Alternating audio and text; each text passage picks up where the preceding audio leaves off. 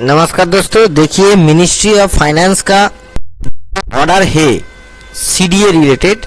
जो dearness allowance बढ़ेगा central government से एम्प्लॉय का, वो 22 अप्रैल 2026 को रिलीज हुआ। और ये है आपका फाइनेंस मिनिस्ट्री का, मिनिस्ट्री ऑफ एक्सपेंडिचर का ऑर्डर। यहाँ पे देख सकते हैं स्वयं सो मेमो नंबर के, ये जो मेमो नंबर का फाइल है, इस मेमो नंबर फाइल का मुताबिक जो डियरनेस अलायंस है payable to central government employees, उसको 58% से बढ़ा के 60% किया जाता है और बेसिक पे विथ इफेक्ट फ्रॉम 1 जनवरी 2026। अभी यहाँ पे ऑर्डर पे बाकी बेसिक पे का मतलब यहाँ पे लिखा हुआ है, द टर्म बेसिक पे इन द रिवाइज पे स्ट्रक्चर मीन्स पे ड्रॉन इन पे स्क्राइब पे level in the pay must in 7 CPC recommendation. तो ये 7 CPC वाला जो पे स्केल है and it does not include any times of special पे। Dearness allowance will continue to be a distinct element of remuneration, will not be treated as pay within the ambit of FR 9/21. The pay on account of dearness allowance involve fraction of 50 paisa and above may be round up to the next higher rupees and fraction less than 50 paisa may be ignored. तो ये सब जो बातें हैं ये सब लिखा रहता है फाइनेंस का ऑर्डर में। This order shall be applied only to civilian employees paid from defense services estimate and expenditure to be chargeable to the relevant head of defense services expenditure estimate in respect of armed personnel and railway employees. Separate order will be issued by Ministry of Defense and Ministry of Railway respectively.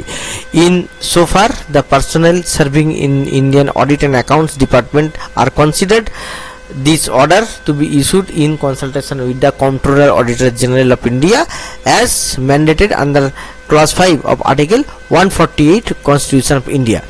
तो देखिए ये जो है ये CAG को और UPSC को copy करके ये ऑर्डर यहाँ पे हुआ है।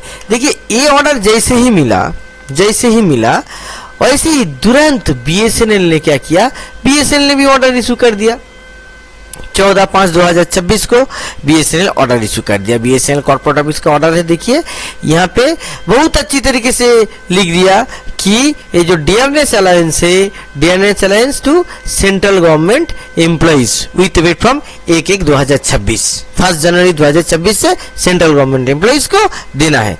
तो ये जो पहले जो हम ओएम नंबर दिखाए, इस ओएम नंबर के मुताबिक जो कि 22/4/2026 को इशू हुआ है, the revision of dearness allowance payable to the central government employees from existing rate of 15% to 60% of the basic pay with effect from 1/1/2026 for implementation with respect of employees who are working in BSNL drawing pay scale as per CDA pay scale as per CPC 7 CPC।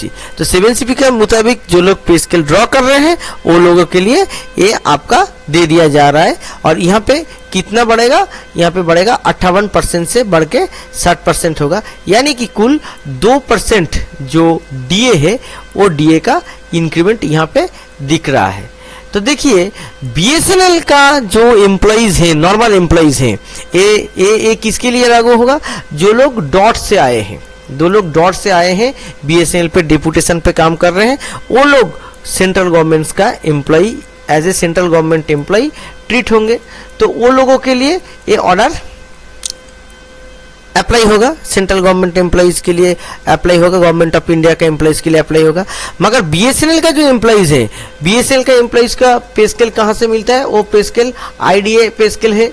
तो ये IDA पे scale, IDA का जब order निकला तब मगर BSNL ने ये ऑर्डर नहीं निकाला, क्योंकि अप्रैल मास से जो महीने का जो ऑर्डर है वो ऑर्डर डीपी निकल चुका है, मगर उसका नहीं हुआ। जो जनवरी महीने का जो ऑर्डर है, उस जनवरी महीने का ऑर्डर का जो क्लॉज था, क्लॉज नंबर 5, जहाँ पे क्या किया, अफोर्डेबिलिटी, फाइनेंशियल वायबिलिटी को इंक्लूड कर दिया गया। तो फाइनेंशियल वायबिलिटी के नाम पे क्या हुआ कि पूरा जो बीएसएनएल कर्मचारी है, सभी बीएसएनएल कर्मचारी का डीए को, आईडीए को यहाँ पे रोक के रखा गया।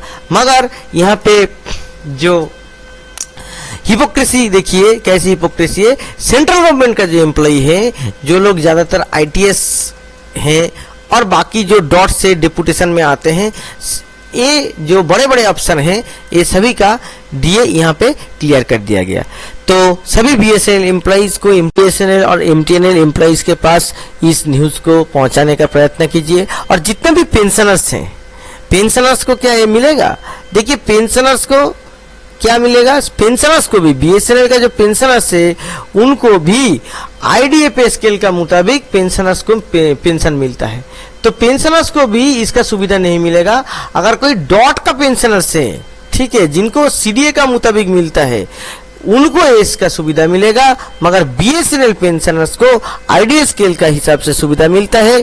तो आईडीए पेंशन जो है वो बीएसएनएल पेंशनर्स को, एमटीएनएल पेंशनर्स को मिलता है, तो वो लोगों को भी ये सुविधा नहीं मिलेगा। तो इस ऑर्डर को सभी पेंशनर्स के बीच में भी पहुंचाने का प्रयत्न कीजिए। नमस्कार।